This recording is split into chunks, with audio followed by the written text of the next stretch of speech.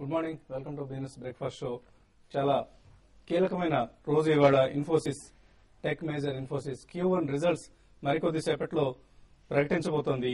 బహుశా మన show నడుస్తుండగానే results వెలువడే అవకాశం ఉంది.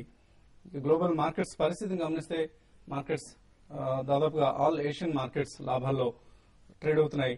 SGX నిఫ్టీ కూడా ఇదే ట్రెండ్ ను రిఫ్లెక్ట్ చేస్తూ 16 పాయింట్ల లాభంతో ట్రేడ్ అవుతుంది 5398 దగ్గర. లాస్ట్ నైట్ యుఎస్ మార్కెట్స్ వరుసగా 5వ సెషన్ కూడా లాభాలతో ముగించాయి. స్టేబుల్ గా ట్రేడ్ అవుతున్నాయి. ఇన్ఫాక్ట్ యుఎస్ మార్కెట్స్ ఇదే మన ఏషియన్ మార్కెట్స్ లో స్ట్రెంత్ కూడా కారణంగా చెప్పుకోవచ్చు. నిన్నటి ట్రేడింగ్ ఒకసారి గమనిస్తే సెన్సెక్స్ ఆల్మోస్ట్ 2 years తర్వాత 18,000 మార్కును టచ్ చేసింది. అలాగే నిఫ్టీ 30 months తర్వాత 30 నెలలు పట్టింది నిఫ్టీకి తిరిగి అంత ముందు టచ్ చేసిన 5,400 మార్కును రీచ్ అయ్యేందుకు. సో ప్రధానంగా IT, real estate big gainers గా నిలిచాయి. నిన్న ఇన్ఫోసిస్ టెక్నాలజీస్ రిజల్ట్స్ ముందు ఒక చిన్న సైజ్ ర్యాలీ జరుగుతోంది ఈ కౌంటర్ లో. సో ఇన్ఫోసిస్ రిజల్ట్స్ మీద మార్కెట్ లో చాలా ఎక్స్పెక్టేషన్స్ ఉన్నాయి. సో మూడ్ ఓవరాల్ గా పాజిటివ్ గా ఉంది మార్కెట్ మూడ్. సో ఇవాళ కూడా 5400 కు సమీపంలో నిఫ్టీ ఓపెన్ అయ్యే అవకాశాలు కనిపిస్తున్నాయి. సో రెసిస్టెన్స్ లెవెల్స్ కూడా ఇప్పుడు చార్టెస్ 5500 కి మార్చారు. సో మనం అలాగే సపోర్ట్ లెవెల్స్ కూడా 5350 రేంజ్ కి మార్చడం జరిగింది. సో ఇన్ఫోసిస్ నుంచి ఓవరాల్ గా గుడ్ న్యూస్ ను మార్కెట్ ఎక్స్పెక్ట్ చేస్తుంది. నార్మల్ గా Q1 లో ఎప్పుడు ఇన్ఫోసిస్ డిసప్పాయింట్ చేయదు. Q1 లో బెటర్ గైడెన్స్ ఇస్తూ ఉంటుంది ఎప్పటికప్పుడు. సో లాస్ట్ క్వార్టర్ లో మనం గమనించాం. లాస్ట్ క్వార్టర్ లో కొంత మార్జిన్స్ ప్రెషర్ ఉంటుంది అని ఇన్ఫోసిస్ ప్రకటించడం జరిగింది. సో బట్ దాన్ని కొంతవరకు గైడెన్స్ ఏదైతే ఇచ్చిందో ఆ గైడెన్స్ ని ఇవాళ అవుట్ పెర్ఫార్మ్ చేస్తుంది అన్న అంచనాలు మార్కెట్ లో ఉన్నాయి. అలాగే డాలర్ రెవెన్యూస్ ఎలా ఉండబోతున్నాయి, ఫుల్ ఇయర్ కు ఇన్ఫోసిస్ ఎటువంటి గైడెన్స్ ఇవ్వబోతోంది, ఇవన్నీ మార్కెట్ ఆసక్తిగా ఎదురు చూస్తున్న అంశాలు. నార్మల్ గా ఇందాక అనుకున్నట్లుగా మనం Q1 తర్వాత ఇన్ఫోసిస్ రిజల్ట్స్ నెంబర్స్ వెలువడిన తర్వాత స్టాక్ లో కూడా మంచి అప్రిసియేషన్ మనం గమనిస్తూ ఉంటాం. కనీసం 2 to 3% అప్రిసియేషన్. సో ఈసారి కూడా అది కొనసాగుతుందా లేదా అన్న అంశం మార్కెట్ లో ఆసక్తికరమైన ప్రశ్నగా మారింది ప్రస్తుతం. అలాగే Infotech enterprises local company Infotech enterprises Q1 results కూడా ఇవాళ అనౌన్స్ చేయబోతున్నారు. Mid cap IT stocks like Polaris, Volta, ఈ స్టాక్స్ లో కూడా గత కొద్ది రోజులుగా చాలా హైటెండ్ ఇంట్రెస్ట్, హైటెండ్ యాక్టివిటీ కనిపిస్తోంది.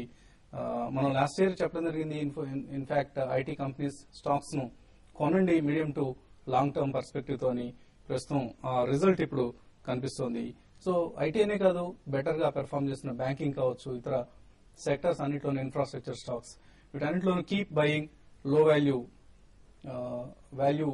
వాల్యూ బైస్ అనుకున్న స్టాక్స్ ను keep buying them, not just on declines లో బై చేయండి అని నార్మల్ గా కొంచెం చెప్తూ ఉంటారు.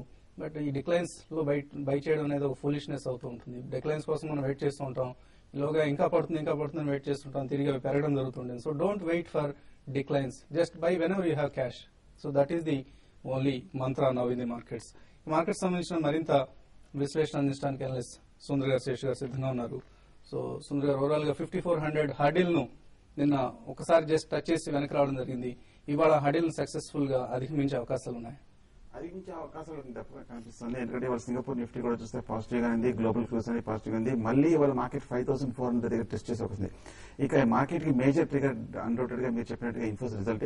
ఇన్ఫోసిస్ రిజల్ట్ చూస్తే కనుక డెఫినెట్ గా నా ఉద్దేశం మార్కెట్ లో ఒక ర్యాలీ కొనసాగే అవకాశం కనిపిస్తుంది. ఎందుకంటే టెక్నికల్ గా ఇన్ఫోసిస్ 2800 పైన లాస్ట్ వీక్ బ్రేక్అవుట్ అయ్యి ఈ వారం కూడా ఆ పైన నిలబడుతుంది. కాబట్టి టెక్నికల్ గా డెఫినెట్ గా బుల్లిష్ ట్రెండ్ అనేది కొనబెడుతుంది. డెఫినెట్ గా ఇన్ఫోసిస్ 3000 వరకు వెళ్లే అవకాశం కనిపిస్తుంది. ఇన్ఫోసిస్ రిజల్ట్ కూడా బాగానే ఉంటుంది టెక్నికల్ గా చూస్తుంటే.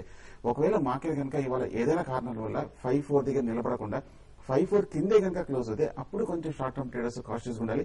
అయినా కూడా ట్రెండ్ బులిష్ 5350 కింద క్లోజ్ అవుతేనే కొంచెం కాషియస్ ఉండాలి. As it is market bullish గానే ఉంటున్న ఉద్దేశం డెఫినెట్ గా 54 పైన నిలబడే అవకాశం కనిపిస్తోంది. ఓకే అండి. అలాగే ఏజెన్సీస్ లో వార్త రావడం జరుగుతుంది.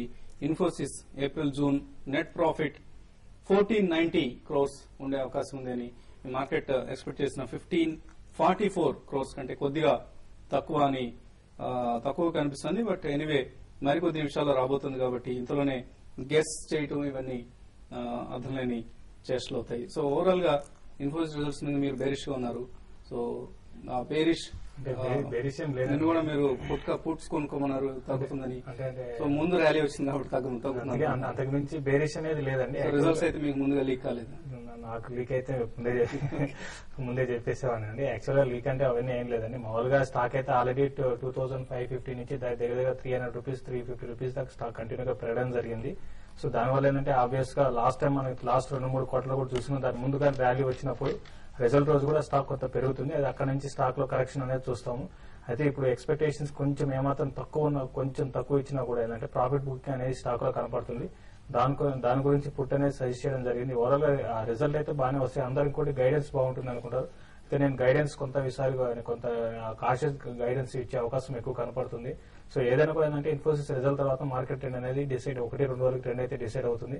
నేను ఐపీ నెంబర్లు అంతా నెగిటివ్ వచ్చే తర్వాత ఈ రోజు నెగిటివ్ వచ్చినా కూడా మార్కెట్ స్టేబుల్ గానే ఉంది. అయితే ఇప్పుడు ఈ రోజు ఇన్ఫోసిస్ రిజల్ట్ మరీ నెగిటివ్ గా వస్తే మాత్రం మార్కెట్ 5350 బిలో రావడానికి అవకాశం ఉంది. ఒకవేళ నెగిటివ్ గా లేక ఏమైనా పాజిటివ్ ఉంటే మాత్రం మార్కెట్ 5400 పైన సస్టైన్ అయ్యే అవకాశం ఉంది. ఏదో ఇన్ఫోసిస్ రిజల్ట్ తర్వాత మార్కెట్ లో ఒక ట్రెండ్ అనేది డిసైడ్ అవుతుంది. ఓకే అండి, సో మరికొద్ది నిమిషాలు ఇన్ఫోసిస్ రిజల్ట్స్ రాబోతున్నాయి. ఈలోగా కొన్ని కాల్స్ తీసుకుని ప్రయత్నం చేద్దాం. సురేష్ నర్సరావుపేట నుంచి లైన్ ఉన్నారు. సురేష్ గారు చెప్పండి. Suresh good morning. Hello sir, good morning sir. Good morning, చెప్పండి. సార్ నేను ఇన్ఫోసిస్ తీసుకుందాం అనుకుంటున్నాను సార్. ఇవాళ ఇన్ఫోసిస్ తీసుకుందాం అనుకుంటున్నాను సార్. ఓకే అండి, ఈ కరెంట్ ప్రైస్ లో బై చేయొచ్చు సార్?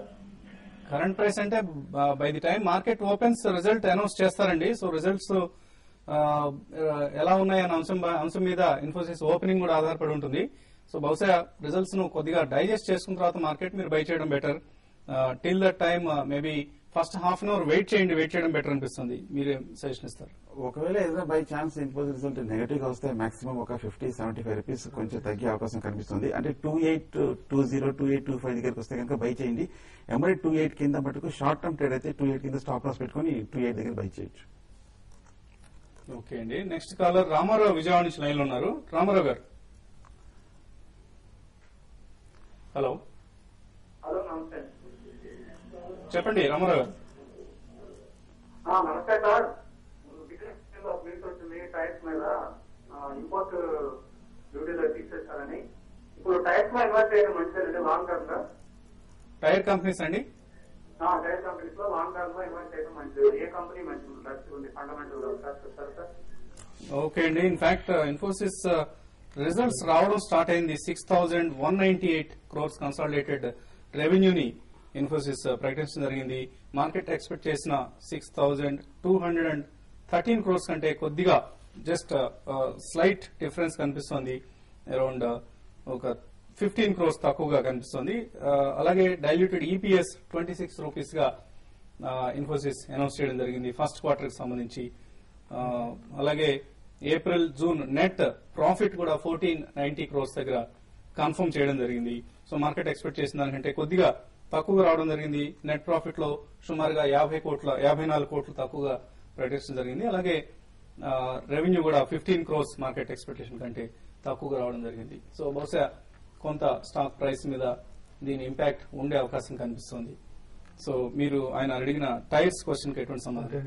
టైర్ ఇండస్ట్రీస్ అనేది ఇది కూడా ఒక మన కమాడిటీ సైకిల్ అండి. టైర్ ప్రైసెస్ ఎప్పుడైతే పెరుగుతూ ఉండి అప్పుడు మాత్రం డెఫినెట్ గా టైర్ ఇండస్ట్రీ టైర్ స్టాక్స్ అనేవి పెరుగుతాయి. అయితే మన ఇండియన్ మరి ముఖ్యంగా ఇండియన్ దృష్టిలో పెట్టుకుంటే మరి ఫోర్ వీలర్స్ సేల్స్ మనం రోజు రోజు పెరిగిపోవడం, తర్వాత 2 వీలర్ సేల్స్ పెరిగిపోవడం, ఇవన్నీ కూడా టైర్స్ కి ఫ్యూచర్ బాగానే ఉండే అవకాశం ఉంది.